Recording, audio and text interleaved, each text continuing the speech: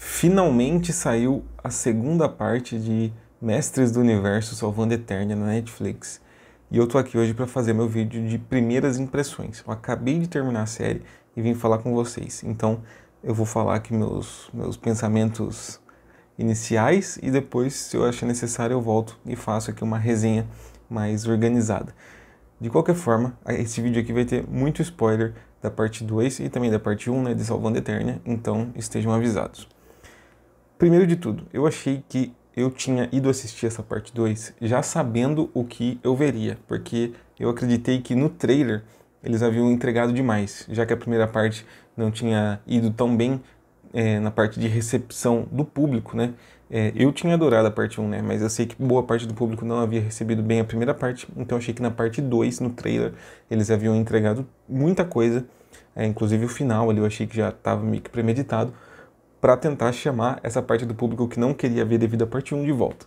Então eu fui assistir a parte 2 achando que eu sabia o que aconteceria aqui e, bicho, essa série me surpreendeu de novo. Eu esperava que a gente ia ter He-Man versus Esqueleto e só isso, e nós tivemos muito mais do que isso. Eu vou pegar até aqui as minhas anotações, ó. Olha os rabiscos que eu faço enquanto eu vou assistindo as coisas. Eu vou pegar aqui pra gente ir por partes. Vamos lá. Episódio 1. O episódio 1 começa já muito maneiro. Primeiro porque a gente vê o passado, né, da Teela e tem o mentor sem bigode. É sempre interessante ver o mentor sem bigode. Isso já foi mostrado em quadrinhos e na própria série antiga, né? Isso também já foi mostrado quando o mentor encontra a Teela bebê. E é interessante ver ele sem bigode. Mas enfim, depois desse flashback, a gente vai continuando lá da onde a parte 1 parou. Então a gente vê o Esquelegode, né, que é assim como o esqueleto com a força é chamado, com a força não, né, com o poder. E ele tá fazendo um discurso de vilão sobre campeões de Grayskull e tudo mais, e aquelas coisinhas. E o Adam, ele mostra ali, já desde o começo da parte 2, por que ele foi o escolhido para ser o He-Man. Porque o Adam, ele é um verdadeiro herói. Ele sempre se coloca na frente dos outros, ele sempre se coloca na frente dos outros para protegê-los, né? Porque ele sempre coloca os outros à sua frente, no sentido de se sacrificar por eles, mas ele sempre está de pé na frente do inimigo, tentando proteger as outras pessoas. Isso é muito bem colocado aqui em diversos momentos da segunda parte, né? Da parte 1 também, mas da parte 2 isso fica mais claro. E o Adam, ele faz lá o discurso, né? Eu sou o Adam, príncipe de Eternia. E, cara, é muito legal ver ele enfrentando o seu maior inimigo, que tá agora com a sua espada, tá com o poder, e ele não tem praticamente nada, mas ele vai lá e enfrenta o cara. E, cara, a gente vê aquela cena daí do Adam, né? Evocando, né, o poder sem a espada, e ele vira o He-Man selvagem.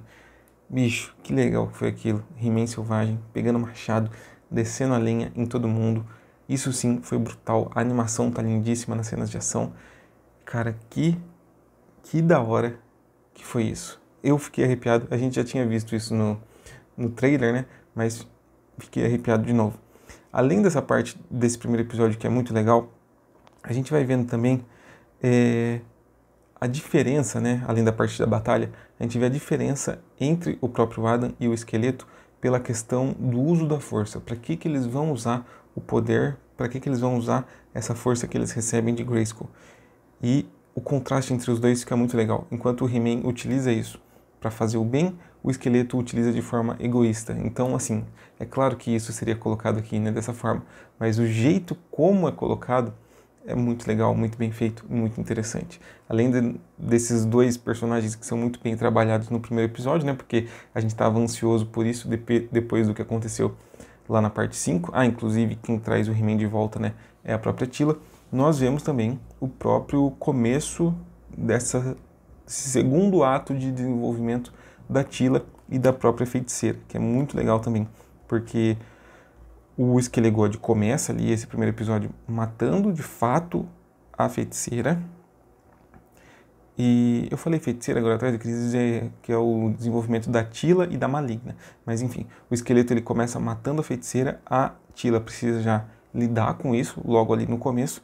e ela precisa assumir para si o dever de se transformar na feiticeira, o que é muito legal também. Esse ato de desenvolvimento da Tila é muito interessante e vai culminar lá no episódio 5, que assim, é perfeito. Mas, como eu estava falando, nós vemos o desenvolvimento, além da Tila, também o da Maligna. Eu tinha falado, acho que feiticeira, né? O da Maligna, que é a parte, acho que mais surpreendente de toda a temporada. Ela começa ali com uma semente que eu achei que ia levar ela a passar para o lado dos heróis, e por fim isso aí levou para um arco totalmente diferente, que eu realmente não esperava e que vai irritar muita gente, principalmente as pessoas que acharam que a parte 1 de Salvando Eternia foi, entre aspas, pura lacração. A parte ali da Maligna vai irritar essa turma.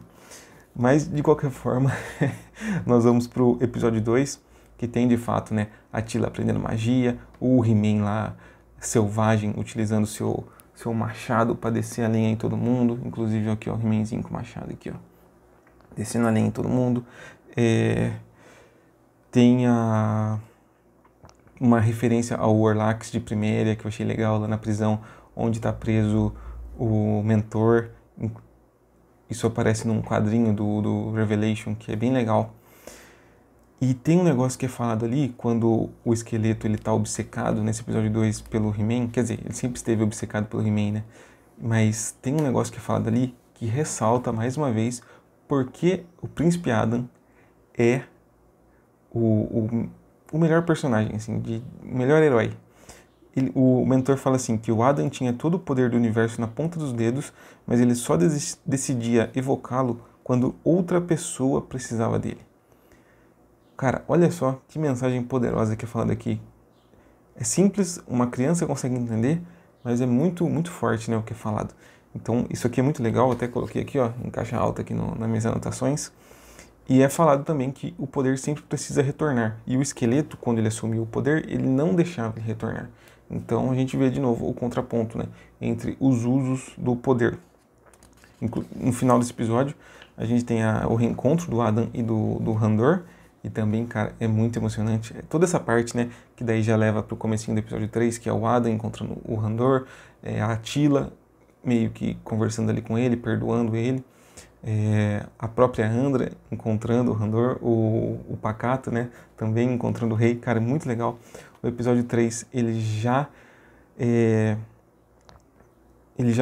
continua, né, já meio que continua e meio que já leva pro finalmente da série, né, que a gente já tá na metade final, né, da parte 2, mas já continua ali com o arco da Maligna, que eu realmente não esperava, que a Maligna, eu achei que ela ia passar pros lados dos heróis, devido ao que estava acontecendo com tudo ali com ela, né, mas a série surpreendeu e fez a Maligna se voltar contra o próprio esqueleto.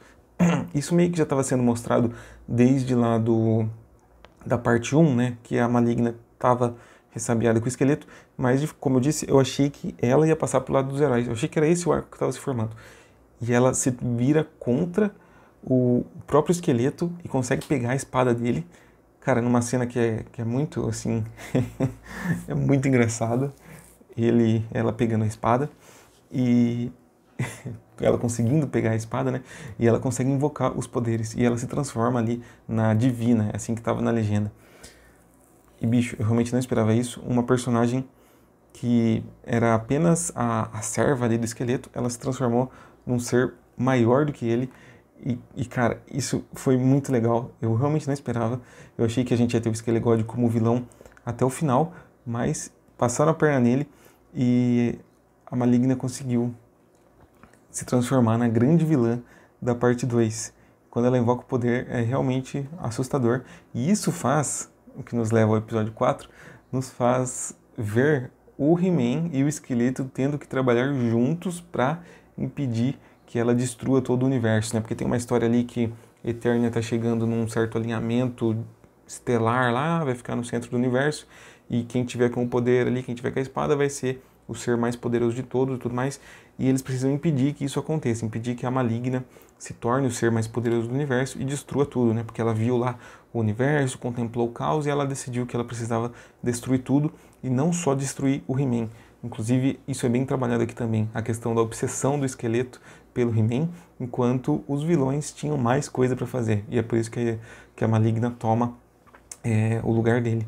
Mas então a gente vê esse episódio 4, né, começando com o Adam e o esqueleto se unindo, o que já foi mostrado também na série clássica, a gente não pode esquecer disso. Eu acho que vai ter gente que não lembra muito bem, torcendo o nariz, falando assim, como é que pode o esqueleto e o He-Man trabalhando juntos? Mas isso já aconteceu lá no episódio Sementes do Mal. Então, os personagens ali, eles se uniram para combater um mal maior, e é o que a gente vê aqui. A gente vê o Adam e o esqueleto indo conversar com a Maligna. Inclusive, essa cena também é muito engraçada, né? Quando o esqueleto descobre que esse é o plano do Adam. E a gente vê ao mesmo tempo a Teela e a Andra, né, indo lá, entrando como se fosse pelos porões ali do castelo de Grayskull, para que a Teela possa ir até o lugar onde ela vai assumir lá o cargo de feiticeira, o que é muito interessante também. A Divina, ela acaba invocando o Subeternia ali no final do episódio 4.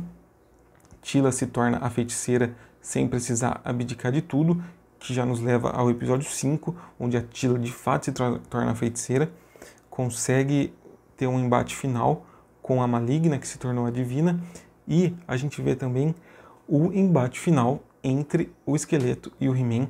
O He-Man ali utiliza dos seus poderes, agora recuperando a espada, para proteger todo o povo de Eternia, que é o que ele sempre precisou fazer. Ele é o campeão de Grayskull, ele precisa proteger Eternia do mal, e é o que ele faz aqui. Ele protege o povo, enquanto a Teela, agora como feiticeira, está resolvendo as questões com a Maligna, e o esqueleto, ele tá lá ressentido que ele precisa ter um embate final com o He-Man. E o que eu achei legal é que tem ali toda uma luta final entre os dois, né? Mas quando ele fala o nosso objetivo é eternamente ficar lutando juntos e tudo mais, o He-Man simplesmente joga ele para longe, ele arremessa ele. Então pode parecer um pouco anticlimático, mas é muito legal para mostrar que o ponto do esqueleto não estava certo. O destino dos dois não era ficar lutando juntos, lutando um contra o outro, né? Enquanto o esqueleto podia ficar preso a isso, o He-Man, ele precisava fazer outras coisas. Então a gente percebe de novo, enquanto um é obcecado pelo outro, no caso do esqueleto para com o He-Man tem outras tarefas, ele precisa proteger os outros e não só perseguir desejos próprios. Então, mais uma vez, a gente tem aqui o motivo, né, do porquê que o Adam, porquê que o He-Man é o nosso personagem principal, né, porquê que ele é o nosso herói. E a gente vê ali a guerra final, a gente vê o Randor versus o Fulgor, né, o Scareglow, a gente vê o retorno do Gorpo, que é muito emocionante quando ele volta, e a gente vê ele aqui tunado, super poderoso. Como eu disse, a gente vê o Adam recuperando a espada, e é interessante que o Adam, quando ele recupera a espada, ele dá também o poder para o esqueleto, e ele fala que ele quer que o esqueleto sinta a sensação de salvar o universo. É algo bobo, se você for ver, mas que é legal na parte assim de mostrar que o He-Man é uma pessoa tão boa que ele confia até no seu pior inimigo para dar mais poder para ele.